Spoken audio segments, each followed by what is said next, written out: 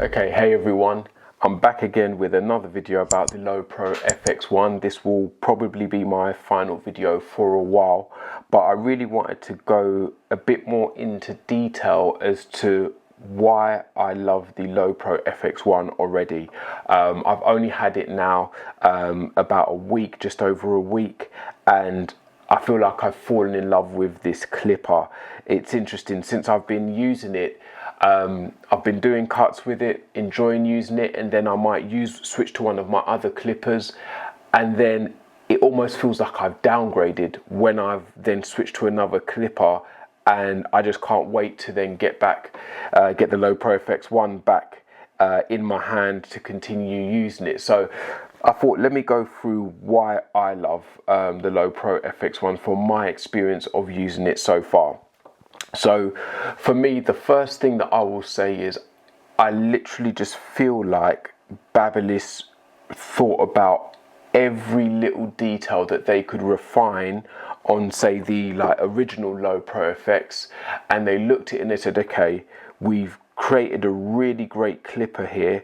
It's really popular with barbers, but I think we can go from good to great, and how can we make this so much better? And I feel like that is really the case now. When I hold the FXONE in my hand, I feel like they have gone from good to great. For me, the design I mentioned about my top 3 features, the redesign, the fact that it's more rounded than a boxy shape, and how that feels in the hand is great for me. It just feels so much more refined. When I hold it in my hand and I'm cutting with it, it just feels like a nicer clipper to hold in my hand. Now, the original LO Pro FX certainly didn't feel bad, and I still enjoy cutting with it, and I'm still using it, but this just feels better, and until you get it in your hand, you won't really know what I mean, other than till you get to experience it for yourself. But it really does have a better feel in the hand and feel a lot more comfortable. The other reason why I love it is, you know me, if you've seen my videos before, you know I am a fan of a click lever system. I know it's not for everyone. Some people don't like it and they prefer a smooth system, but I am a fan of a click lever system, and this for me feels like the best that I've experienced. It's just smooth. The clicks are responsive. You don't have to look at the clipper to know where you are. I've very quickly found, after doing a few haircuts, I don't even have to look where my hand is. I know what point I'm at in the cycle of the 5-stage click lever system, and that for me is a real improvement. I mean, some people might have thought it would have been worse because the actual lever is plastic, but no. Whatever the mechanism is that they're using, they have gone to intricate detail to refine it and to make it better.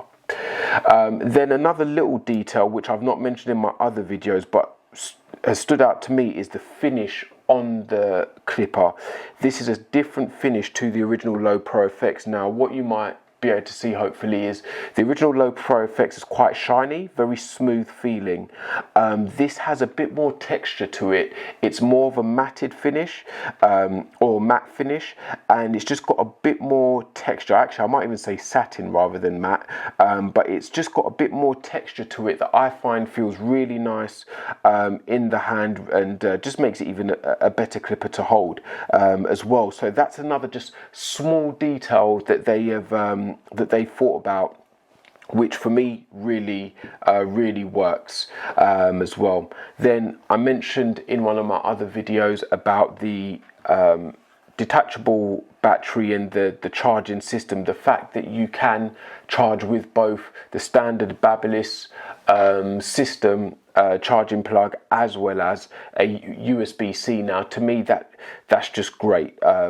How many of us use USB chargers for our phones, for so many of our products? So for me, if I can travel lighter and know I don't have to carry as many different chargers, that just works for me. So that's definitely a feature that I'm very much a fan of. Then I mentioned in the comparison video between the differences between this and the LO Pro FX, I mentioned about the ultra thin MIM blade. Firstly, I just think this design is insane. I love the groove design on this blade. I don't think it necessarily adds anything to it from a feature perspective in terms of cutting, but it certainly looks incredible. I think it's really a really good design. What I have found, just a bit of feedback, so you always like to try and give as honest and objective insights as possible. I found that the blade gets a bit warmer than the original LO Pro FX. I think that might be due to just maybe the power of the motor and such, but I have found the blade to get a bit warmer. It also might be because it is thinner.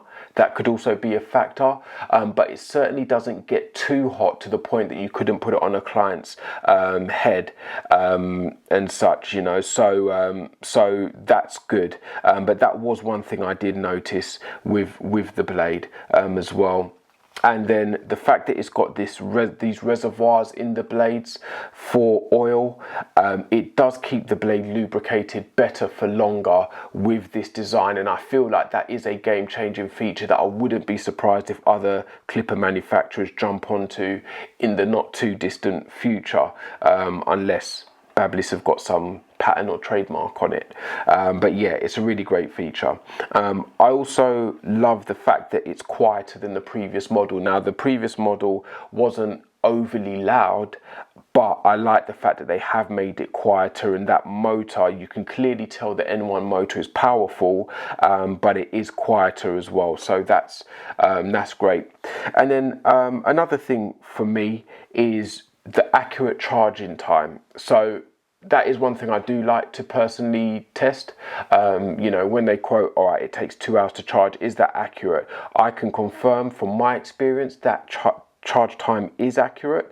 When I've used a 10-watt charger, it has taken literally almost within a minute of 2 hours to be in fully charged. So I like to know that actually those figures are accurate. And in terms of usage time, so far I found it to be true to what Babyliss have quoted, and that it is around 2.5 hour usage time as well.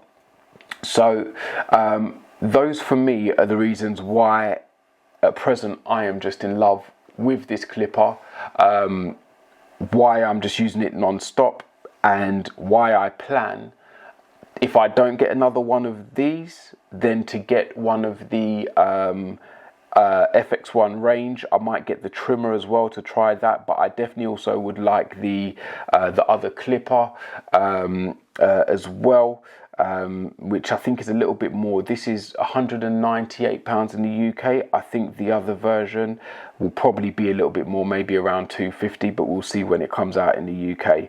But I definitely want to get that one as well.